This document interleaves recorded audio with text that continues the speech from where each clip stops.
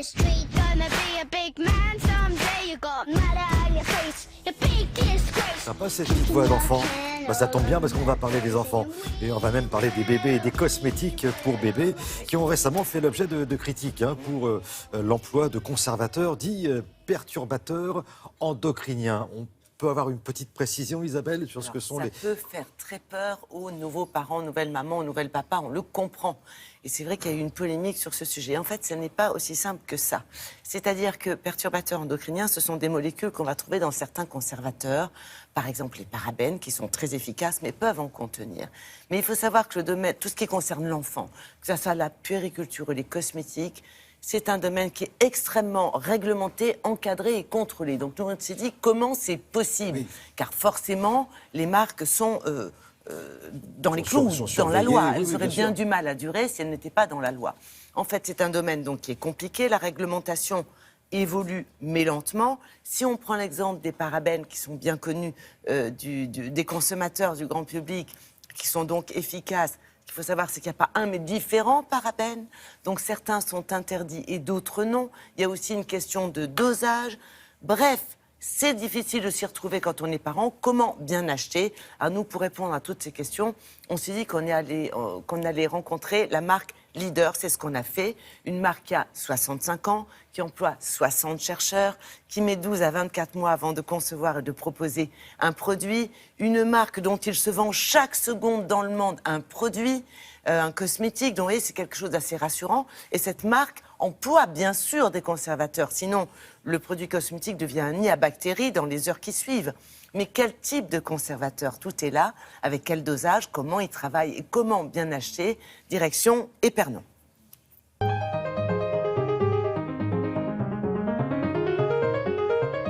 Il n'y a pas d'interdiction au niveau de la réglementation sur l'utilisation de ces perturbateurs endocriniens en tant que conservateurs. Chaque marque a sa propre politique pour développer ses produits. Et nous, notre marque, nous n'utilisons pas de perturbateurs endocriniens pour conserver nos produits. Dans nos formulations, on s'interdit donc ces conservateurs et on utilise des conservateurs plus naturels, comme l'acide citrique qui vient principalement du citron.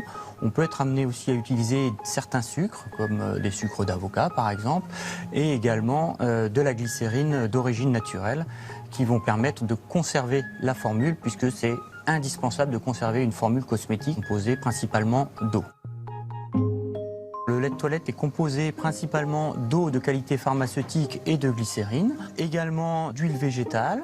Ensuite, on va lier tout ça avec un émulsionnant d'origine naturelle. On va ajouter les conservateurs pour éviter toute contamination du produit.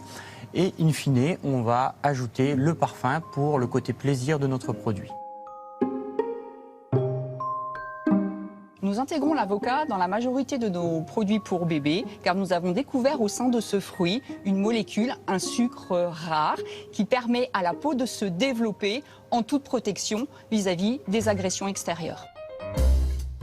Alors pour fabriquer un produit comme le lait de toilette à la qualité attendue pour rassurer nos consommateurs, la première chose c'est de réceptionner ces matières, de s'assurer qu'elles sont à la qualité attendue. La deuxième chose, c'est s'assurer qu'on a une hygiène industrielle parfaite, à l'identique d'un produit pharmaceutique. La troisième chose, c'est la qualité de l'eau. Donc la première étape, c'est la fabrication, le mélange de tous ces ingrédients, avec une recette parfaitement mise au point et maîtrisée. Et enfin, le conditionnement en flacon ou en tube. Et à chaque étape, des contrôles pour s'assurer qu'on est exactement là où on attendait. Il est vrai que l'étiquette peut paraître difficile à traduire pour le grand public. Assurez-vous qu'il n'y a pas de parabènes, de phénoxyéthanol, de triclosan, mais également l'absence d'alcool et d'huile essentielle. Et si vous n'avez pas tous ces produits dans la formule, vous pouvez l'acheter en toute sécurité. Donc même si vous êtes un peu pressé, vous quand même vous jetez un petit coup bien d'œil sûr, quand même sur la que formule. maintenant l'information est un petit peu plus claire. En fait, c'est une info par défaut. S'il n'y a pas ça, ça et ça, par exemple, alcool ou huiles essentielles, eh bien, vous pouvez acheter sans souci. La marque en question n'utilise aucun conservateur pointé du doigt. C'est-à-dire que vous avez les marques qui sont dans la réglementation et les marques qui devancent la réglementation. Et c'est le cas. Merci beaucoup, on est dans Isabelle. les bébés quand même, ce qu'il y a de plus précieux au monde. Bon, on va en parler des bébés avec une info assez particulière que Laura a trouvée sur le web et qui concerne les bébés qui pleurent ou qui ont pleuré. Exactement, c'est le mois de mai, le mois de la fête des mères. Une compagnie aérienne américaine a eu la bonne idée de récompenser les bébés qui pleurent, du moins les parents des bébés qui pleurent pendant le vol.